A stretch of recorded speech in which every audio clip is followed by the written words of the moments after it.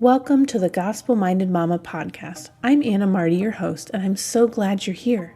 This is a space for moms doing hard things with little sleep, heavy hearts, a deep love for our children, and wanting to learn how to lean on Jesus when motherhood feels overwhelming. Here, we don't pretend it's easy. We bring the mess, the exhaustion, the doubts, and we bring them straight to God. Because the gospel meets us right where we are, and God is faithful to carry us when we struggle to keep going. Join me as we do hard things, lean on God, and seek to glorify Him in motherhood. I'm so excited to bring you on this journey of seeking God and finding hope in Him when motherhood is hard.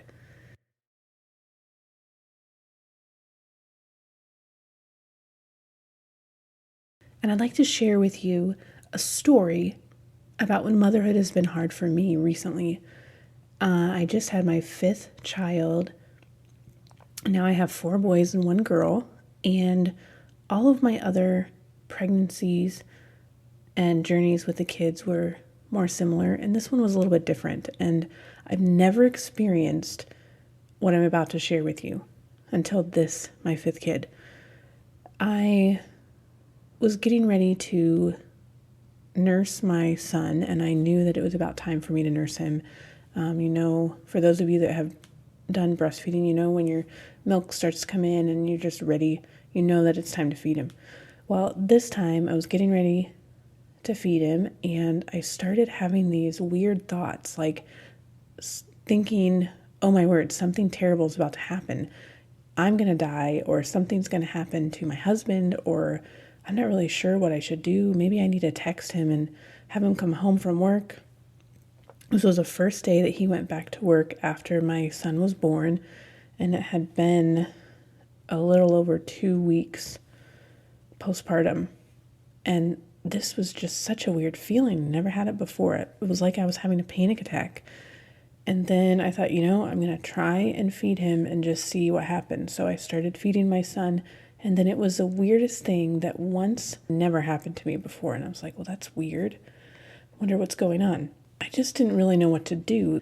And it started to become where it would happen every time I would have to feed him. It was like I knew that my milk was coming in because I would start to have these awful thoughts that something bad was happening, that I was either going to die or something would happen to my son or one of my family members. And it was just super weird. So I started to notice that it happened every time my milk was coming in. And so I was trying to figure out what's going on. Then I found out that there's this condition called D-MER. I think I'm going to need to check on that.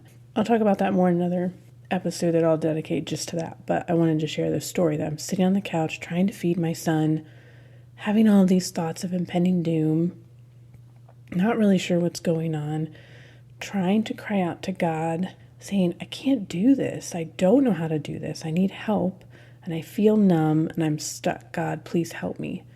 I don't know if I was able to even think all of those words. I just was trying to cry out to God for help because it was just such a hard time. I have been working on the past couple of years of just giving my worries and my anxiety over to God. This time, I felt like it was something too big and too hard, and I just didn't know how to do it. A few days later, very thankful that my husband was like, you know what, things just seem to be a little bit off with you. I think maybe you should talk to your doctor. There might be something going on. I was like, oh, that's weird that he's noticing that. But yeah, I probably should talk to my doctor. And so I ended up talking to my doctor. That's when I kind of found out about that condition. I think it's called it's called D-MER. That's right, D-MER. So it's Dysphoric milk ejection reflex. And what happens when this is going on is that when your milk lets down, it's a physiological thing. It's not a mental thing. So when your milk is letting down in your body, your dopamine is going super low. And there's a lot of women that don't even feel this or know what's going on. It doesn't affect them, but there are a certain percentage where when the dopamine goes down, when your milk is coming in, it can make you have these thoughts of impending doom and all of this, but then once you feed your baby or pump, then it gets better and it goes away. In motherhood, we can have moments where it just feels like I can't do this, and we focus on what we can't do, what I have been having to remind myself is that I can't do this, but God can. So when I'm in a moment where it's like, man, this is too much, it's overwhelming, I can't do this, I'm starting to try and remind myself, but God can. He can do this, and I can do this with God. Trying to remember that I can ask Him for help. Sometimes as moms, it feels weird for us to ask for help because we are the person that all of our kids and sometimes our husbands come to for help. So when we ask for help, it can feel like a failure or that we're not good enough. But in all reality, all of us are sinners and we all need God's help. Another feeling that we can have is I'm exhausted. I can't get through another day. It can be very exhausting being a mom, feeling like everyone is always needing me. I don't have anything else to give. But God is the one who sustains us and He can give us the strength that we need. An example of this for me is that I am not really a morning person. It takes me a couple hours in the morning before I really want to have any deep conversations or any conversation that requires a lot of thought.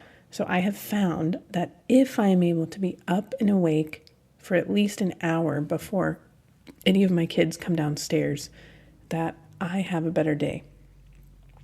Now, being newly postpartum, I guess he's not quite a newborn anymore, but having to be breastfeeding and up in the night and different things, it can be easy for me to say, no, I just need to have more sleep. I need to prioritize that and not get up early so that I can be the best mom that I can.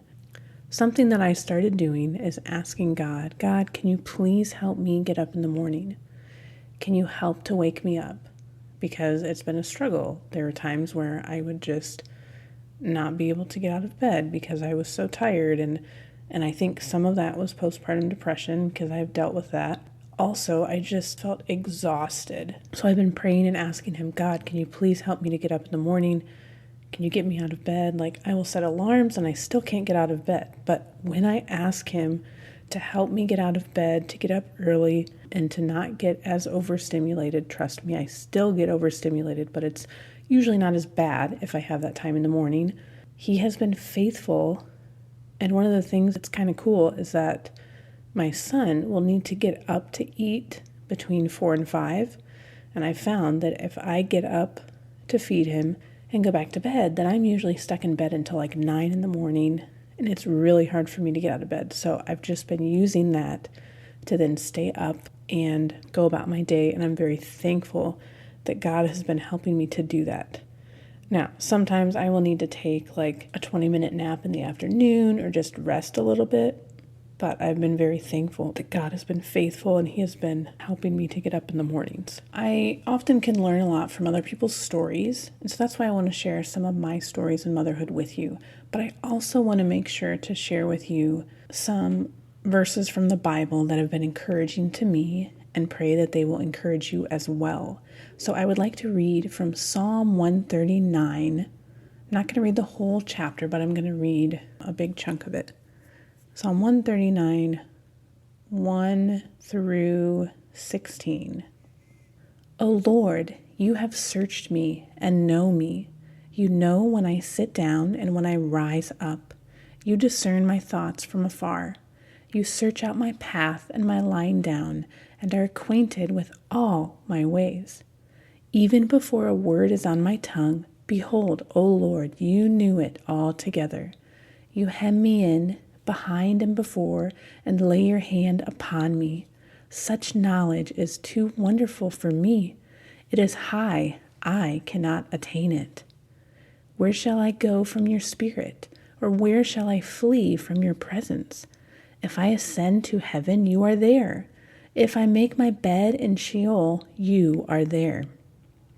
If I take the wings of the morning and dwell in the uttermost parts of the sea, even there your hand shall lead me, and your right hand shall hold me. If I say, surely the darkness shall cover me, and the light about me be night, even the darkness is not dark to you. The night is bright as the day, for darkness is as light with you. For you formed my inward parts. You knit me together in my mother's womb.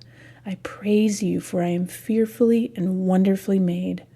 Wonderful are your works. My soul knows it very well. My frame was not hidden from you when I was being made in secret. Intricately woven in the depths of the earth, your eyes saw my unformed substance. In your book were written, every one of them, the days that were formed for me, when as yet there was none of them. And this chapter just kind of blows my mind sometimes if you think about it. God knows us way better than we know ourselves. And sometimes it can be hard because I'm very much a visual and tactile learner. I think not being able to see God can be very hard for us. But if we look at our life and we see the ways that God has come through for us, ways that He has provided for us, ways that He has helped us out of our pits of despair when we feel lost in motherhood and just lost in our Christian walk, and He is there ready to help us. Sometimes we just need to ask Him to help. And then another verse that I wanted to share with you is Romans 5:8, and it says, "But God shows His love for us, in that while we were still sinners, Christ died for us." Just the fact that God had a plan, that even though sin entered the world and that we were then separated from God, that He chose to have that plan to have Jesus, His Son, die on the cross for our sins. That is just so encouraging to me. Another thing that I want to talk about is that when we feel like we can't do this and it feels impossible, it's easy to feel like it's all on us and that we have to muster up the strength to be able to do the hard things in motherhood, like having difficult conversations with our kids, whether that's about boundaries with screens or if it has to do with when one of our kids doesn't have the friendship that they wanted to have, or that friendship changes, and trying to guide and lead them through that. It's hard, but nothing is impossible without God. When I say these reminders, I'm saying them to encourage you, but I'm also saying them to myself because I can often get stuck in the I'm not good enough and I'm not doing the best job as a mother. But I need to continually remind myself that God has chosen me to be the mother of my kids. He has given me the purpose of being a mom, trying to work at discipling my kids, sharing the gospel with them, raising them up in Him, doing that as a team with my husband.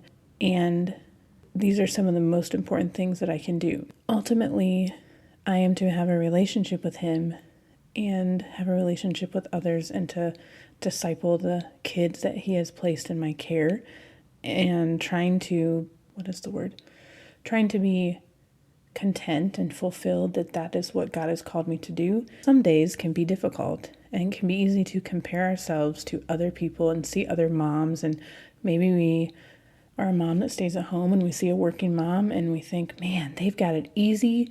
They get to get out of the house. They get to go work and go to a different place instead of being stuck in the house all day. Or there could be a working mom who she's a mom staying at home and is like, man, I wish I could be at home with my kids, but financially I'm not able to do that. I have to go to my job so that we have money for food on the table. We never really know what somebody else's story is. It is best for us to stay focused on God's story in our life and then trying to grow in our walk with the Lord and focus on Him, that He is the one that can help us when motherhood feels impossible. So I would like to leave you with one verse. It's called Psalm 46:1. It says, "God is our refuge and strength, a very present help in trouble." And I want to remind you that you don't need more strength. You need to lean more on God. He is our strength.